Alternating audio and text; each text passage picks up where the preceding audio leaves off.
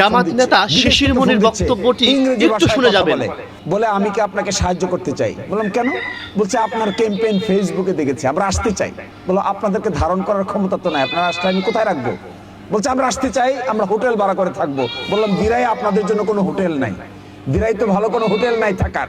বলছে আমরা নিজ দায়িত্বে তাবু করে, মিলিটারিরা যেভাবে তাবু করে থাকে এই তাবু করে আসবো, ইলেকশন ক্যাম্পেইনে আমরা অংশগ্রহণ করতে চাই। এর অর্থ হলো এটা, আমাদের যে কর্মকাণ্ড আমরা পরিচালনা করেছি 1 বছর 1.5 বছর সময় ধরে, এই 1.5 বছর সময়ের কর্মকাণ্ডে বাংলাদেশের বিভিন্ন জায়গার মানুষের মধ্যে একটা বাড়তি প্রত্যাশা তৈরি হয়েছে। এই প্রত্যাশাটা বাস্তবায়ন। আজকে গেলাম একজনের সঙ্গে, না কালকে, দিরাই বাজারে কোনার মধ্যে একজন আমাকে কোলাকুলি করছে। কোলাকুলি করে আমাকে বলতেছে, আমি বললাম যে ভাই এইবার দেখেন দলমল নির্বিশেষে দাঁড়িপাল্লায় ভোট দেওয়া যায় কিনা।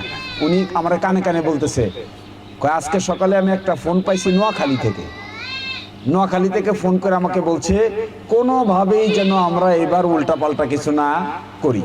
বললাম যে কে বলছে আপনাকে নোয়াখালী থেকে? বলে আমার এক আত্মীয় নোয়াখালী থাকে, ওখান থেকে তারা বলতেছে আপনাকে আমাদের এখানে যেন সঠিকভাবে আমরা গ্রহণ করি, এর ভুল যেন না করি। আচ্ছা এই নোয়াখালীর লোককে কি আমি চিনি? আমি দেখেছি কোনোদিন দেখি নাই তো। এই ধরনের পরিবেশ আগামী নির্বাচনে তৈরি হচ্ছে। আমি যুব সমাজদেরকে একটা অনুরোধ করি, শেষ করে দেব। নির্বাচন মানুষের মনের ব্যাপার, কাকে ভোট দেবে কাকে ভোট দেবে না।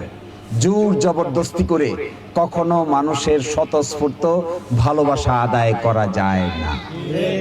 ভালোবাসা আসতে হয় মন থেকে, এটা ভিতর থেকে আসে।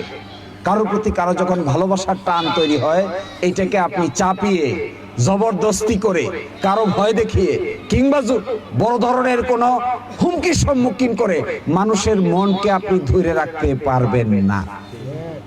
মানুষের মন জয় করার একমাত্র পথ হইল মানুষকে হৃদয় উজাড় করে ভালোবাসা।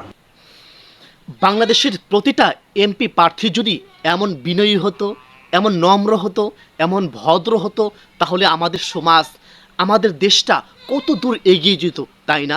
আসুন না, সামনে জাতীয় নির্বাচন, অনেক দল, অনেক এমপি প্রার্থী নির্বাচনের জন্য লড়াই করবে। আসুন আমরা ভালো মানের, ভালো যোগ্য সৎ ব্যক্তিত্বকে দেখে আমাদের মূল্যবান ভোটটি প্রদান করি। আসুন এই নির্বাচনে যদি আমরা ভালো ব্যক্তিকে বেছে না নিতে পারি, তাহলে আমাদের দেশ 100 বছরের জন্য পিছিয়ে যাবে। প্রিয় ভাই বোন, আসুন আমাদের মূল্যবান ভোটটি সৎ যোগ্য ব্যক্তিকে প্রদান করি, আমাদের সমাজ এবং আমাদের দেশটাকে সামনের দিকে এগিয়ে নিয়ে যাই। ধন্যবাদ।